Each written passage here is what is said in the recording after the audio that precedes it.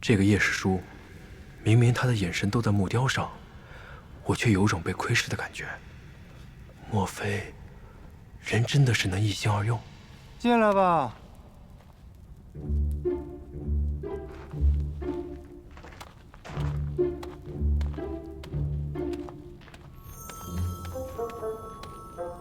见过叶师叔。来接任务啊？第一次自己一个人来，要不要我给你介绍一下啊？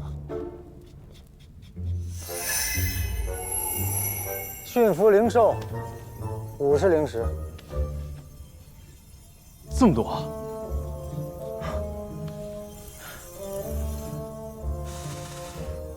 不过驯服灵兽会有危险吧？富贵险中求啊！你要是不敢呢，还有这个，移走一座山，100灵石。有没有简单一点的？那么多灵石我也用不了。如果这2个你都看不上，那你就只能下个月再来喽。叶师叔，百药园这个任务还有吗？我能不能选这个？你可知道百药园是什么地方？啊，我之前飞行的时候往下面看过一次。如果只是管采药的任务，那我还是可以胜任的。别怪我没提醒你啊！百药园的灵草可比黄风谷的弟子要金贵，万一要是养死了1、2颗，要赔的灵石可不是几百几千能打住的。不相信我？弟子不才，还想试一试。哼，良言难劝，该死的鬼哦！拿灵石吧。啊？我来接任务，怎么还要给你灵石啊？按报酬分1成的介绍费啊，这是规矩。那其他任务呢？再说了，为了避免你毁坏灵草和赖账，接这个任务，你还得押1000灵石作为保证金呢。没钱寸步难行啊！你一点灵石都没有，怎么在黄风谷立足啊？百药园。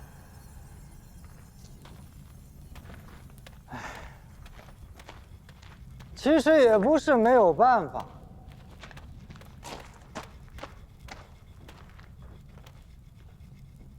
叶师叔是愿意帮我一把？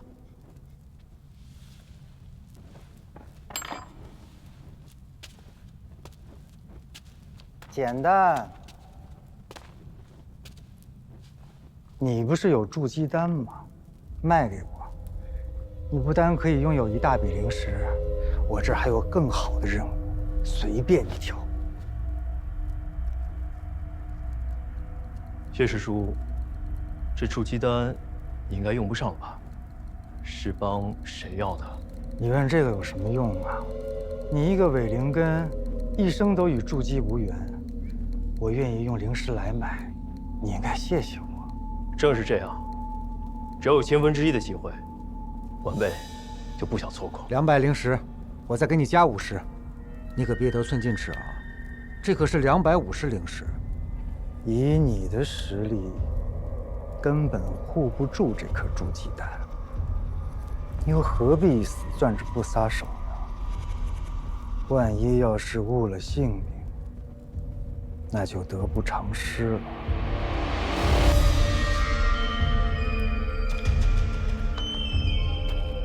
师叔，这是在威胁我。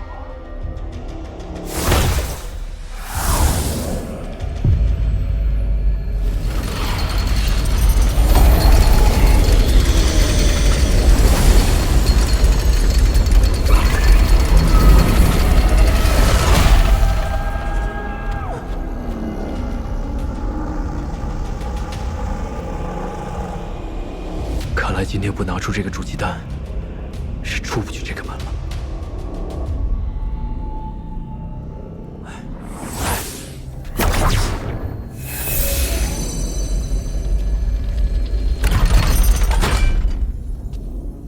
你确定要这个百药园的任务吗？是，我要。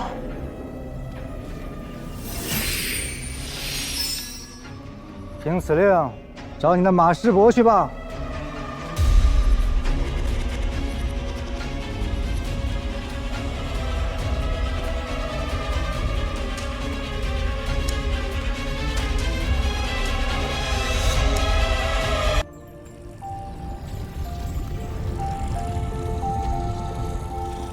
这里就是地火之屋了，还有180灵石一个的丹炉。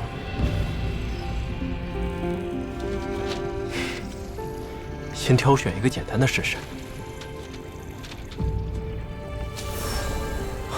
放尘丹，就你了。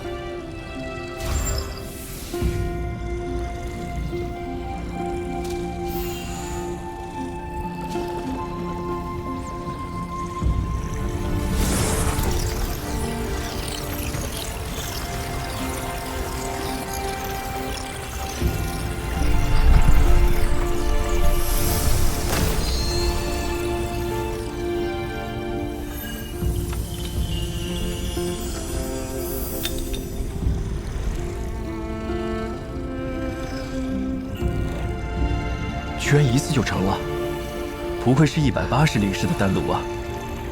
再炼一个黄龙丹试试。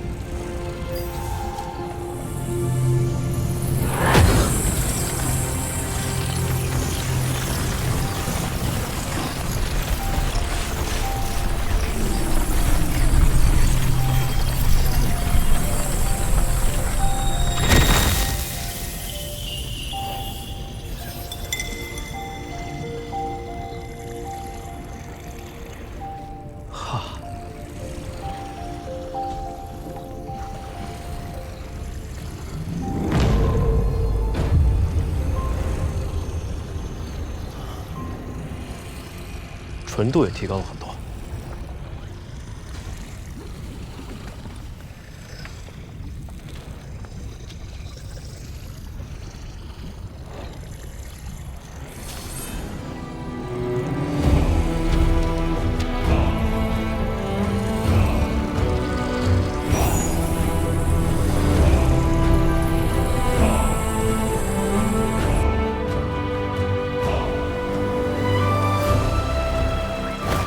我在百药园开辟了一处秘密药田，用小绿瓶催生药草，继续实验推演不同丹方，炼制了不少有用的丹药。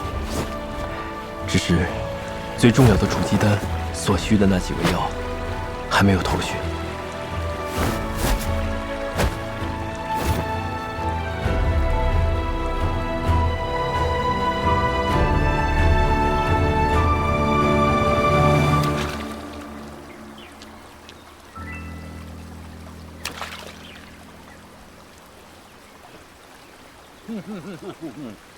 这血色禁地每回开放之前呢，这旗派都会选定一个地方，要搞一个会盟啊。这毕竟关系到各个门派这未来几年的发展啊。所以说呢，每一次血色禁地开放，都血色禁地关系到各个门派未来实力的高低。对了，我还听说一个事儿啊，就是说这个只要进了血色禁地的弟子，都能获得一枚筑基丹，这事儿是真的假的？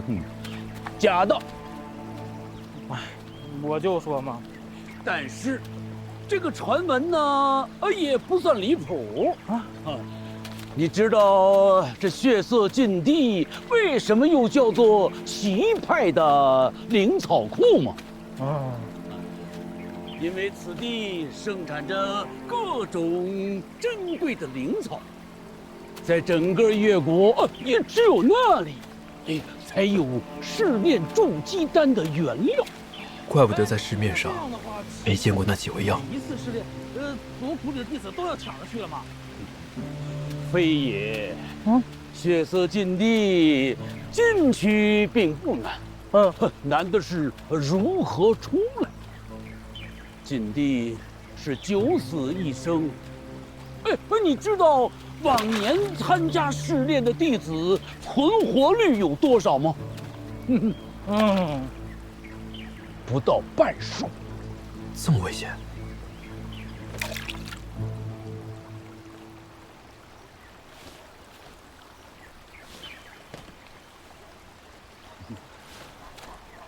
这位小友，你也对血色禁地感兴趣？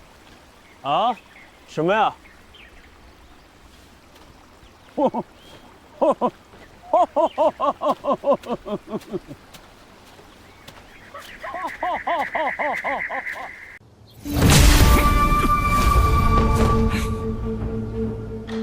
昔日雷家一门4子，今天只剩下千虎一人独挡。谁说只他一个？唐老太爷，你这么一大把岁数了，难道还放不下雷家堡和唐门仇怨吗？雷轰，你可知道，我年轻时曾在当时的老爷子面前说过一句话，我说我有一个梦想，那就是天下一唐。何为天下一唐？天下一唐的这个唐，也可以是蜀中唐门的唐。我听出老太爷的意思了，唐门这次来，不是来寻仇的，你们是来灭门的。跳！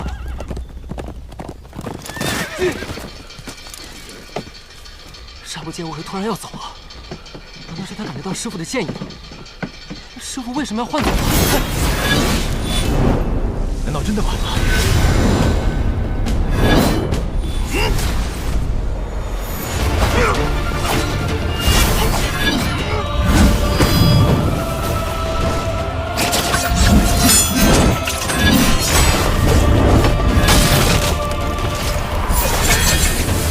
请你十殿轮番走，安能留魂在人间？你们这些年轻人，给我看好喽！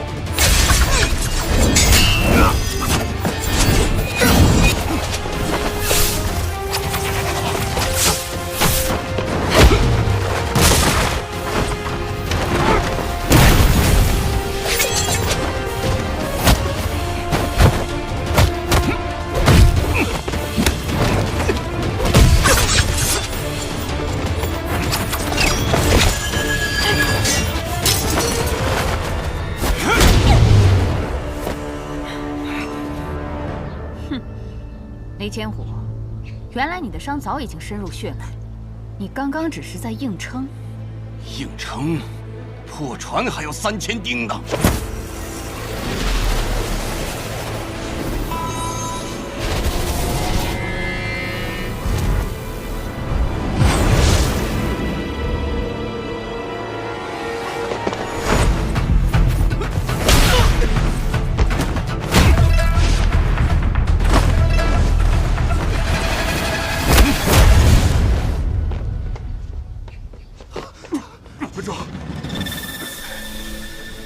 燕魔掌是云梦低估他了。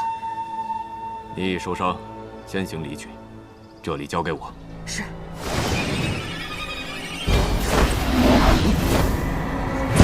住手！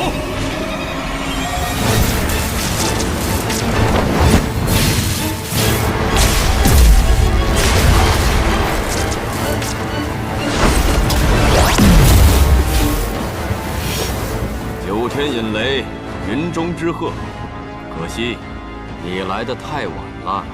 你的兄弟已经是个死人了。站住！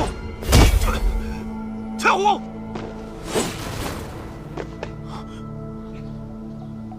走。千虎，刚刚强行运转了五雷天罡拳的第9种。你疯了！你怎么使出那种自杀的拳术？你们要听好了，我雷家有3门绝技，你们可以分别选择一门来主修。这第一门，雷家无方拳。哇，这个好厉害！第2门，惊雷指。哇！第3门，会不会是最厉害的？应该会。五雷天罡拳。啊，这算什么呀？好强！这五雷天罡拳是我雷家绝技中威力最大的，只是这拳伤人亦伤己。第9重名为灭天，灭的不仅仅天，更是你们自己。雷门生死之际，顾不了那么多了。何哥，你终于回来了。你别说话了，雷轰，快给阿虎疗伤。已经来不及了。雷门总管，雷天恒听令。天恒在。雷门第19代门主，将门主之位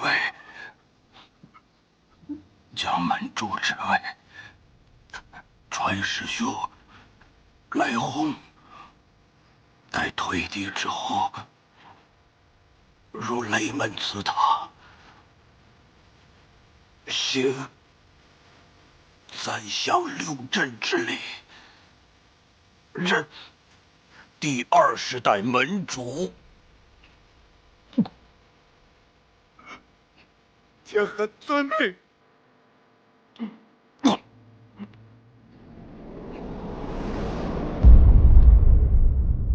门主，门主，你们要听好了，轰哥，再练5年，我们就去闯荡江湖吧。5年？不行，太久了。3年，3年后就去，一言为定。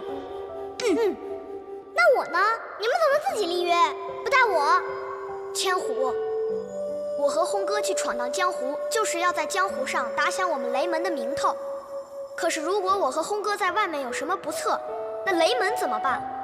所以你要在我和轰哥不在的时候守护雷家。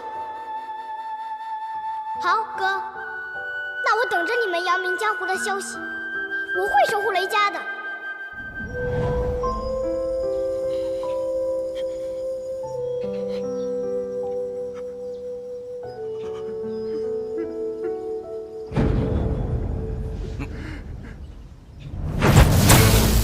我以9天惊雷撼乾坤，一指破空9万里。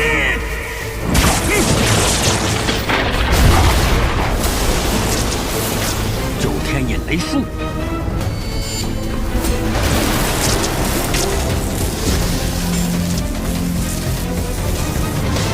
大家长。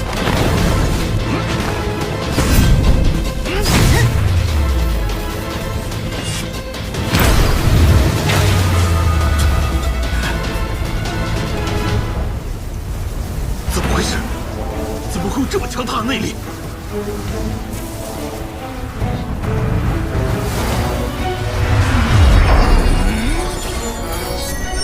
万树飞花。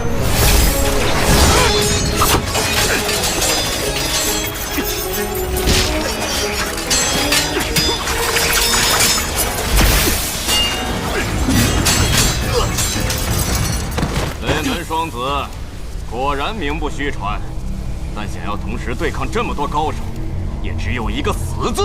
我们说，不死。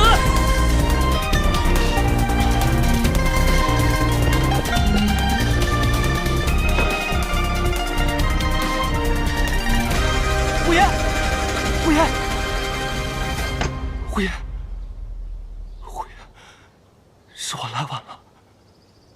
唐莲，你是要与师门为敌吗？老太爷，此事之后，唐门的法我认，但我心中的道，我当守。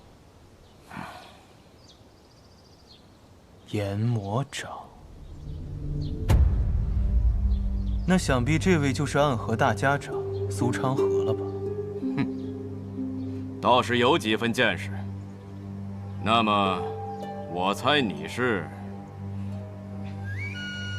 劳烦这2位雷门前辈，就拜托你们拖住这位大家长苏昌河，我们对付唐老太爷。我的年纪都可以做你们的爷爷了，与你们这些人动手，我老人家还真是有点不堪呐。不堪？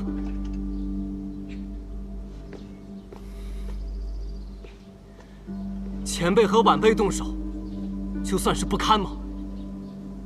我倒不这么觉得。本就是长江后浪推前浪，年纪大，不代表道理就大。你们勾结暗合，偷袭雷家堡，这才是真正的不堪。哟，刘杰，什么时候变得这么会说了？情之所至，性之所起。那便来。唐老太爷有近70年的内功修为，真气护体统领住了化境，刘杰伤不到他。唐门有一暗器，专门可破护体真气。唐莲一怒，可敢一战唐门老太爷？我，刘杰，拼尽全力，我相信你。小色，我若用出那招，10招之内我便会不省人事。那便撑上10招。好，我相信你。虽然你总是骗我。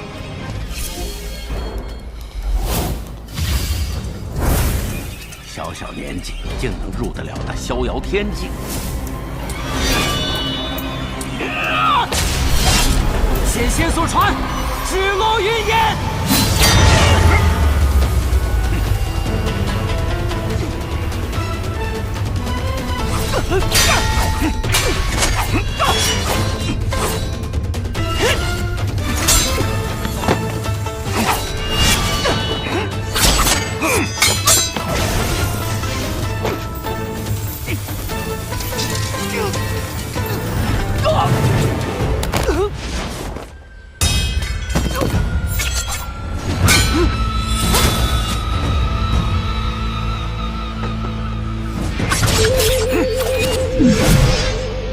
世间所有的兵器，全都是活的，它们都有生命，都有灵魂，能跟它的主人心意相通。你看好了，风可以很温柔，但也可以凛冽如刀割。此枪为枪仙所传，名破风。小色，我接了13招，送了你3招，已经做得很好了。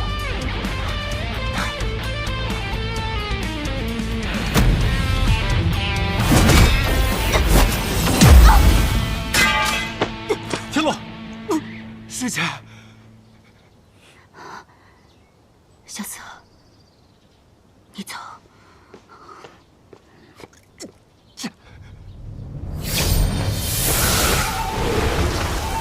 秦天剑的刀法，有意思。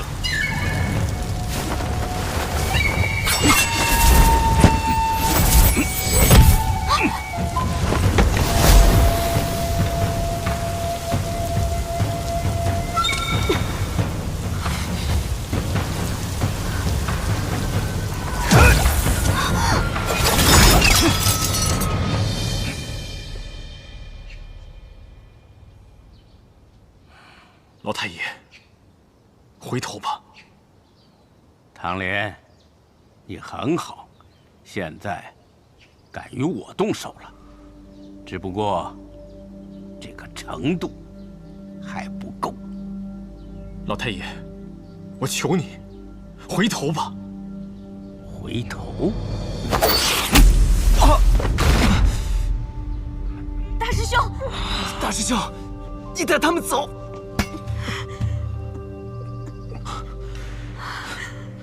只因你们叫我一声大师兄，所以在我倒下之前，你们一个都不能死。大师兄，快退！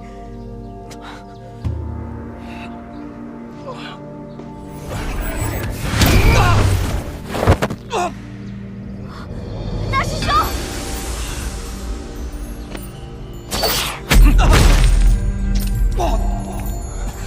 大师兄！大师兄！现在可否算倒下了？还不够。哼！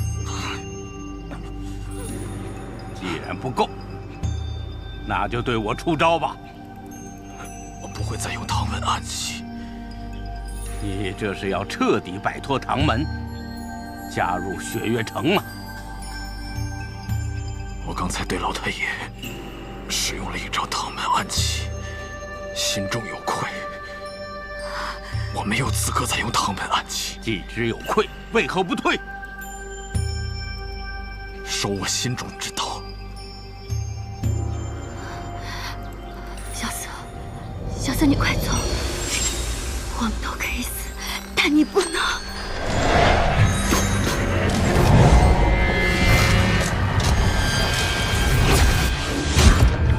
走，一个都走不了。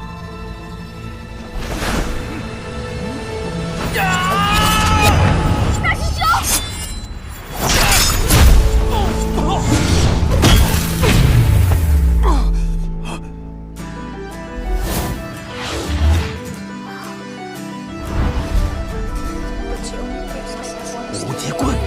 若依，我们都是一样的。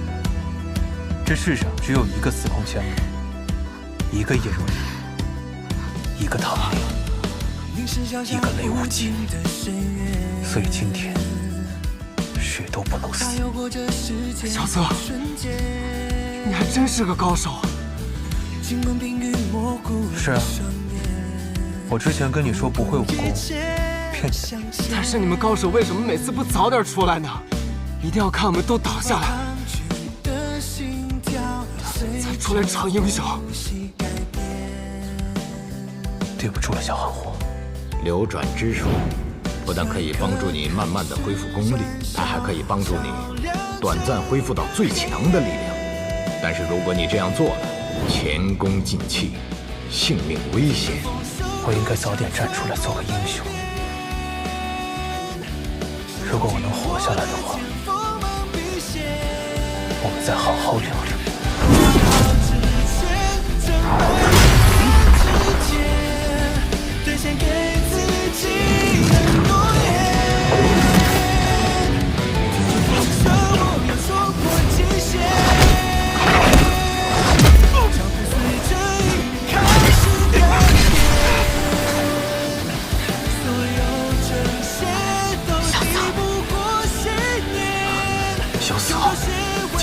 逍遥天境。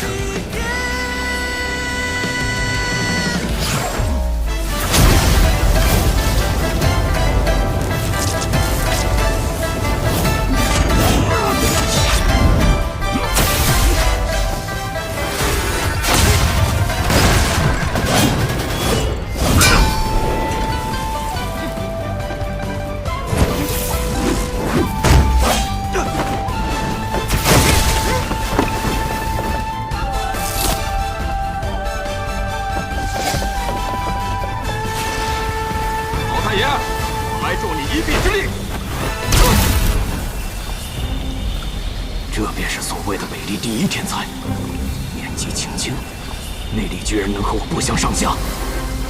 为何我们的内力无法直接打向他，而是在三人体内流转？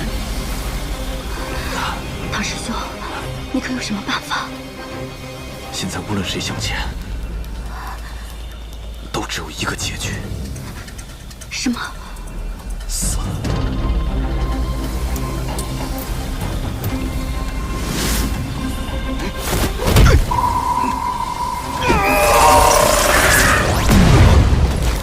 老太爷，你这小子，居然杀了老太爷！我来给老太爷报仇！小瑟，小瑟，小瑟！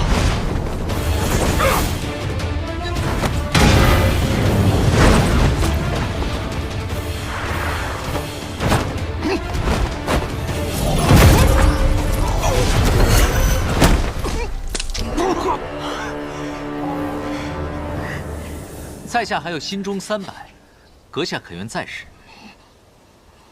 来了，来了。那接下来的事，拜托你了。小瑟，看来下次还是得来得再早点。你从那么远的地方过来，就是为了救他？很感动是不是？没关系，也有个人千里迢迢的为你而来。为了杀你。我们走。苏长河，姐。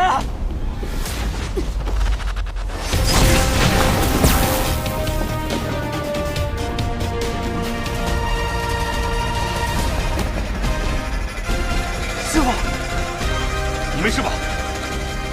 我还撑得住，在这儿等我。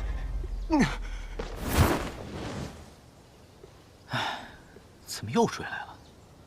看来还是免不了一战啊！哦，战天兄的轻功还是这么快啊！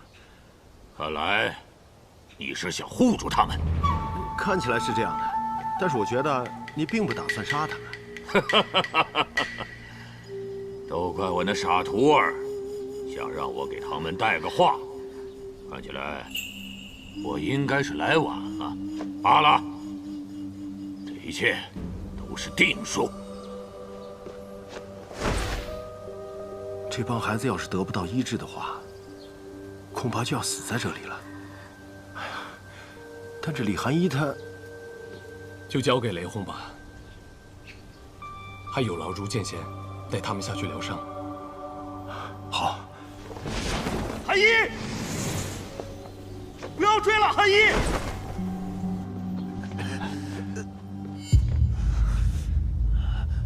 你们败了。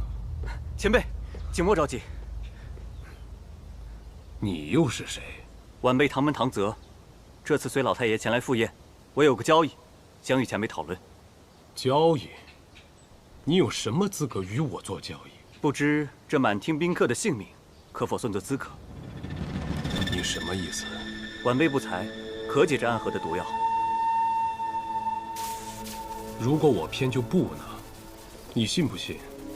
你连自己的死都没有察觉到，你身上的药就已经在我手上了。可如果我有的不是解药，而是见血封喉的毒药呢？或者说，其中有一些是解药，有一些是毒药呢？若你们一瓶一瓶、一粒一粒的去查，恐怕人也早该死去一半了。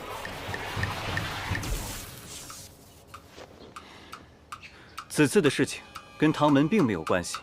暗河潜入英雄宴，下毒谋害天下英雄，而唐门及雷家堡几位高手并未中毒，最终击退了暗河杀手。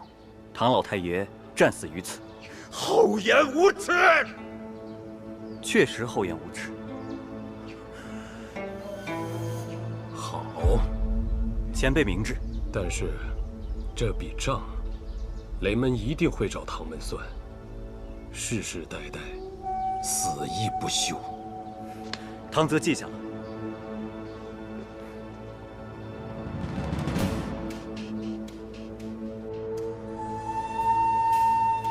大剑今日竟有空闲到老道这里做客，真是难得呀。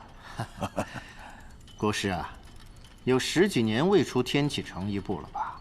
是什么重要的事情，让国师亲自去啊？一个故人的约定罢了。对了，国师啊，我听闻5日前陛下回都之后，曾来过青天剑一趟。而在这之前，金衣兰月侯就出城而去了。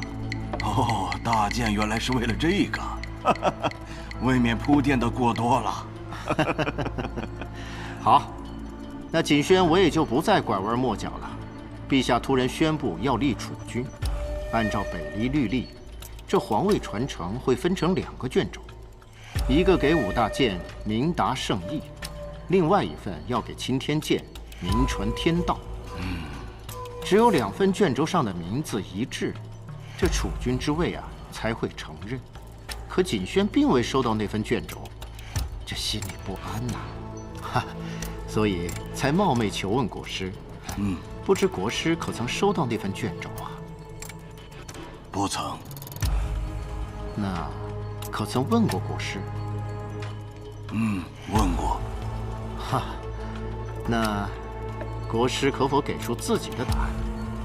我说过，天道只是一个可能性。老道只是说出了自己的想法，真正做决定的还是圣上。白可定国，赤可开疆。荣获在野，天下难安。国师只说了这16个字，这真是国师说的？千真万确。今日散朝之后，共有13位大臣前去拜会青天剑，可是都被国师拒之门外了。哎，只有锦轩大剑前去的时候，国师见了他。东贤，你说一下，这16个字，你如何理解？前8个字很好理解。白王萧崇是守国之君，大概是因为他性格沉稳，做事冷静。赤王您是开疆之君，说明勇武可嘉，以后对阵男爵，需要您这样可做帅才的皇帝。可这后8个字又是变数，有了这后8个字，好像前面8个字都白说了。不仅前面8个字，其实这16个字都是白说。这16个字不像是一句建议，从国师口中说出，更像是一句箴言。定什么国，开什么疆。真龙只有一条，天子只有一位。得胜者立于高台，其余的匍匐于台下，血流成河。一代又一代，一朝又一朝，星辰日夜变换，朝代交替更迭。唯独这件事，亘古未变。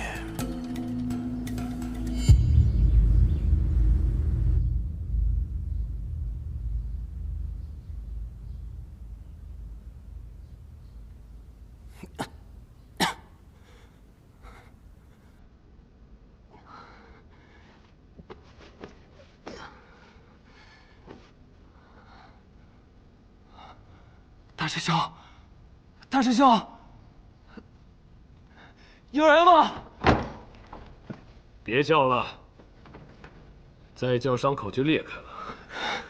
师叔，就你这点本事，还想用业火镜？没死都算走运了。师叔，雷家堡这次……放心吧，雷家堡内的弟子都没有什么大碍，毒也都解了。看似这么惨烈的一场英雄宴，也就只死了2个人。虎爷和唐门老太爷，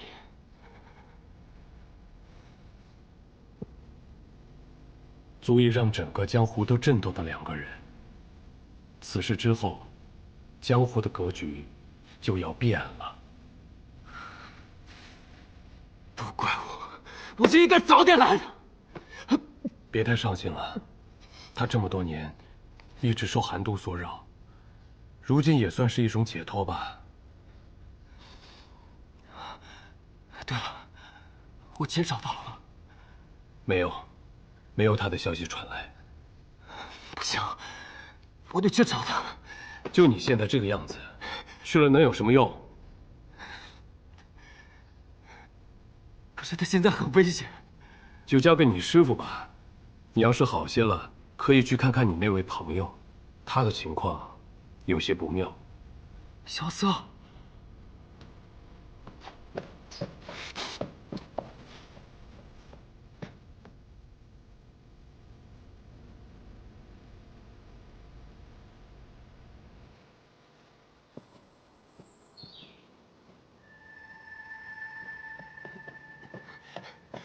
怎么样了？如剑仙和吴昕在帮萧瑟一同运气疗伤，已经进去有些时候了。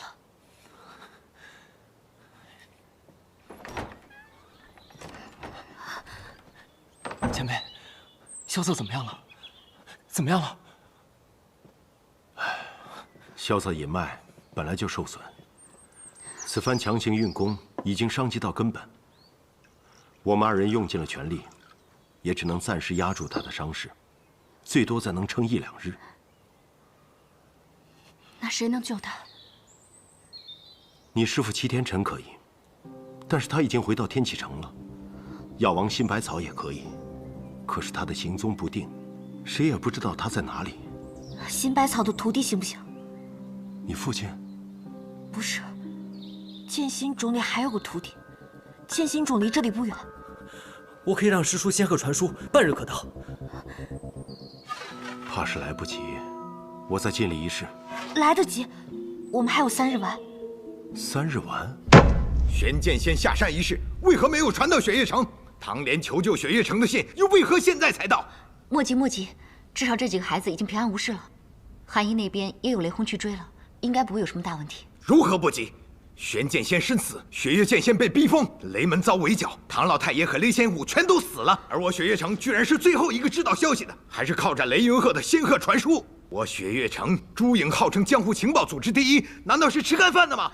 你先别着急，听他细说。说，近几日，所有派去大探消息回来的朱颖，全都被拦截了，有的被抓了，有的被杀了，好像是有人故意要封锁雪月城的消息。他们到底有多少人能够封住雪月城？最少有上百高手。到底是什么人，可以调动这么多高手？不行，我得去寻他们。不可，已经有2位城主不在，你若再去，无双城那边怕有异动。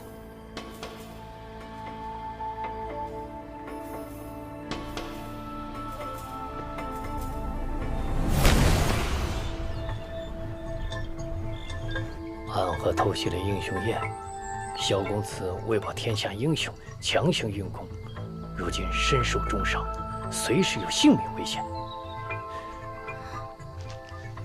司空姑娘已经给萧公子喂了3日丸，还请华景姑娘速前往雷家堡。什么？他服了3日丸？怎么了？那3日丸可以激起一个人所有的生命力，所以无论受了多重的伤，都可续命3日。但3日之后若还是治不好的话，就算神仙来了也救不了他了。那你就更应该速前去了。这样，你骑我的紫流驹去吧。那我走了。哎，路上小心点儿。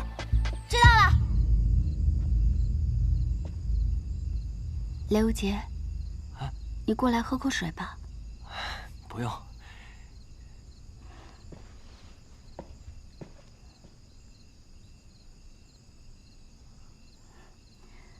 你也在这守了1天了，回去休息吧。你的身子也没比萧瑟好多少。没事儿，都是皮外伤。真的没关系吗？你是在关心我？看来真的是好的差不多了。反正死不了。你说话可真有意思。那个若依姑娘，要不你先回去歇息吧，我在这儿呢。明天一大早，你跟千乐来替我就好了。好。哎。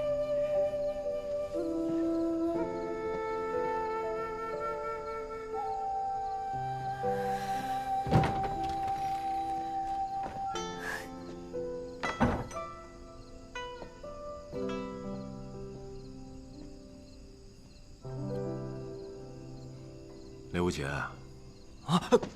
前辈，你还记得当时在雪月城我送你什么礼物了吗？记得，晚来雪。那你看了吗？没看。难怪你和女生谈话还是这般声色稚嫩。我谢轩送人东西啊，从来都是对症下药的。你不要以为晚来雪这本书在街面随处可以买到而轻视它。但是它对你来说是非常有价值的。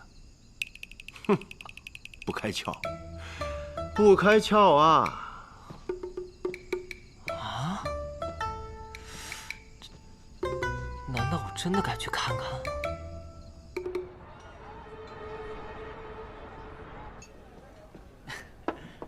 你们说这暗河多年来，也就是暗中做一些取财杀人的勾当，可怎么就敢偷袭这英雄宴呢？难不成要与这天下英雄为敌？这一次啊，就是冲着雪月城和雷家堡还有唐门来的。我们啊，都是被无辜牵连的。啊，军爷，军爷，这是。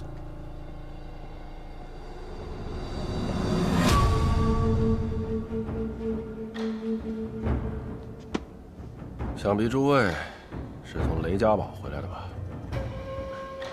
我有几个问题要问。没什么好问的。大胆！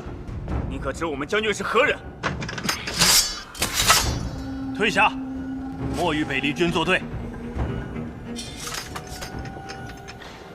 参见大将军，都给我跪下！参见大将军。阁主不必多礼，快快请起。我这次来呢，就是想问一问几个问题。大将军但问无妨，陆臣必定知无不言。坐。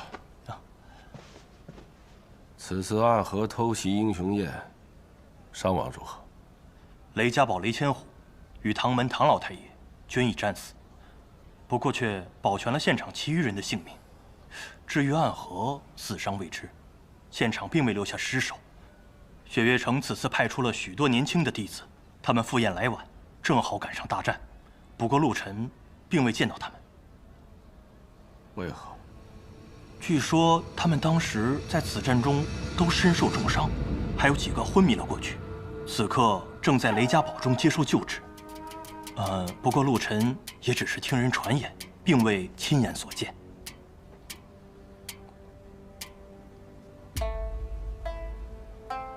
好个暗河！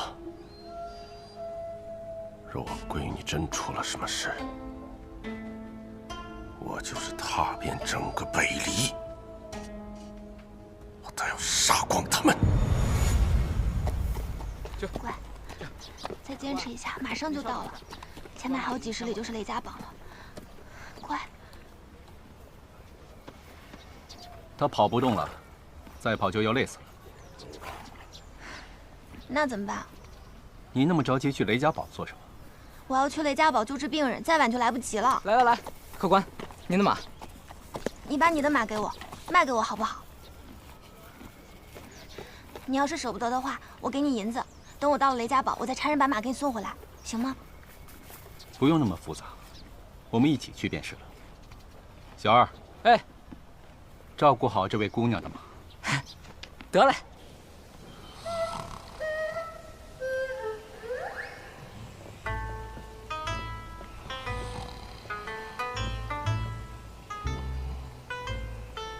雷兄弟，雷兄弟，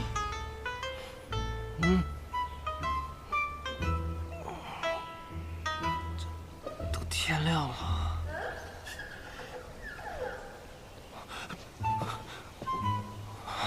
我没睡，我就刚刚才睡着的。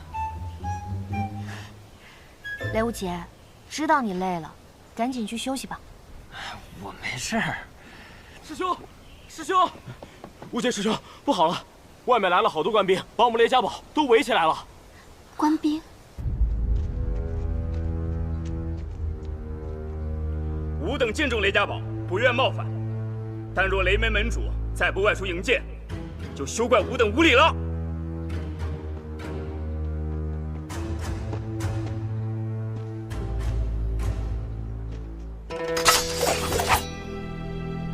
想闯我雷家堡，得先过得了我这关再说。这位小友受了伤，却还如此英勇。你谁啊？问得好，我的名字都写在我背后的这把刀上。小友，你手上的这柄剑，应该是天下第4名剑——心剑。哼，亏你还认识。怎么，是不是怕了？你手上用着新月姐姐的剑，但这憨劲儿倒是和头一个模子刻出来的。你怎么会认识我父母？哎，何止认识？来，让我试试你的剑法，看看你小子有没有你父母当年的风采。他受了重伤还未好，若是由你来试他的剑法，怕是会要了他的命。太长了。叶将军这么大架势，怕是要拆了我雷家堡。师叔，他是谁啊？他是你阿爹最好的兄弟，如今的北离中军大将军叶孝英。人屠叶孝英。